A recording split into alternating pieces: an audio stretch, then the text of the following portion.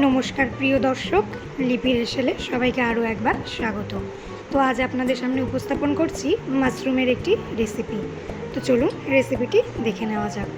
তো মাশরুম রান্না করার জন্য আমি নিয়েছি কিছুটা মাশরুম, সবুজ এবং হলুদ ক্যাপসিকাম, পেঁয়াজ, টমেটো। আমি কিন্তু সব একই সাইজে কেটে রেখেছি। একটা মশলা বেটে রেখেছি, মশলাতে আছে টমেটো, পেঁয়াজ, লঙ্কা এবং আদা রসুন ও জিরে বাটা। আর রয়েছে ফোড়নের জন্য কিছু টমেটো, রসুন এবং পেঁয়াজ কুচি।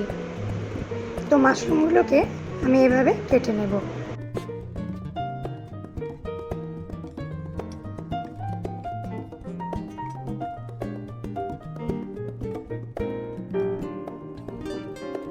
একটা কড়াইতে আমি আগে থেকেই গরম জল করে রেখেছিলাম।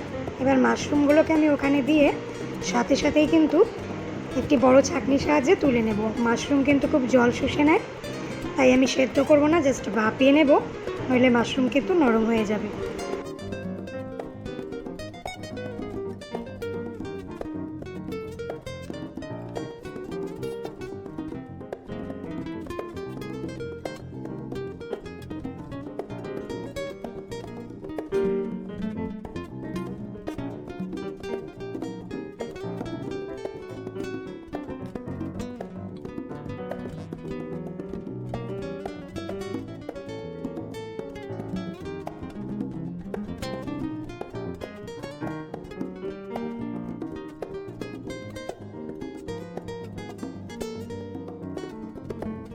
এবারে একটা কড়াই বসিয়ে নিয়েছি। কড়াইটা গরম হয়ে গেলে ওর মধ্যে একটু বেশি করে সরষের তেল দিয়ে দেব।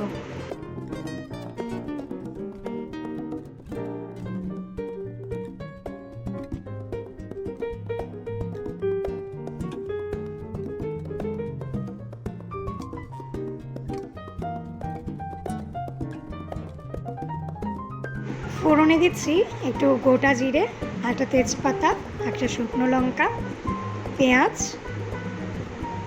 এবং কয়েক কোয়া রসুন।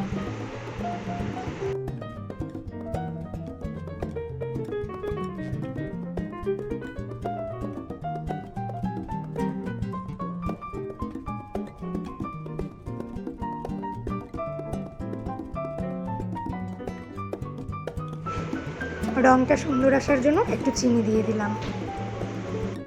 দিয়ে দিচ্ছি জিরে ও আদা বাটা। এবারে পেঁয়াজ, রসুন, টমেটো, কাঁচা লঙ্কা বাটাটাও দিয়ে দেব। এবার ভালো করে নেড়ে চেড়ে নেব। একটা বাটিতে হলুদ গুলিয়ে রেখেছিলাম, সেটা এবার দিয়ে দেব।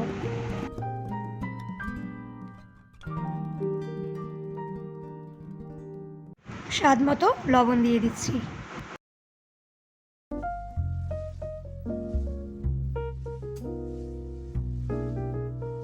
এরপর একটু কাশ্মীরি লাল লঙ্কার গুঁড়ো, সাধারণ লঙ্কার গুঁড়ো এবং একটু ধনে গুঁড়ো যোগ করে নিলাম।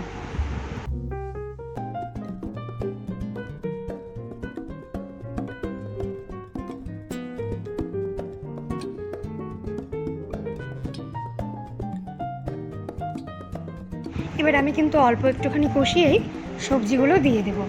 সবজিগুলো দেওয়ার পর আবার একটু কষিয়ে নেব।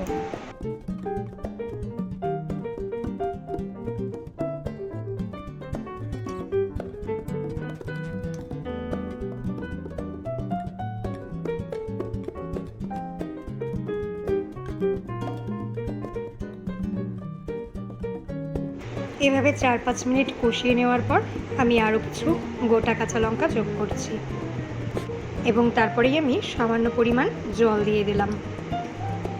আপনারা চাইলে গরম জলও ব্যবহার করতে পারেন। এবং তারপর আমি মাশরুমগুলোও দিয়ে দিলাম। মাশরুমগুলো দেওয়ার পর আমি খুব একটা বেশি কষাবো না।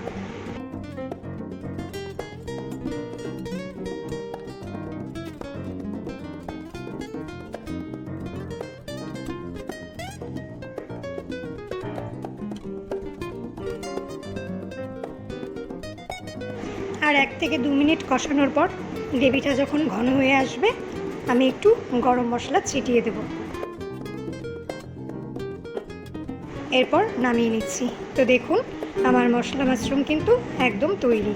রান্নাটি ভালো লাগলে অবশ্যই লাইক কমেন্ট শেয়ার করবেন।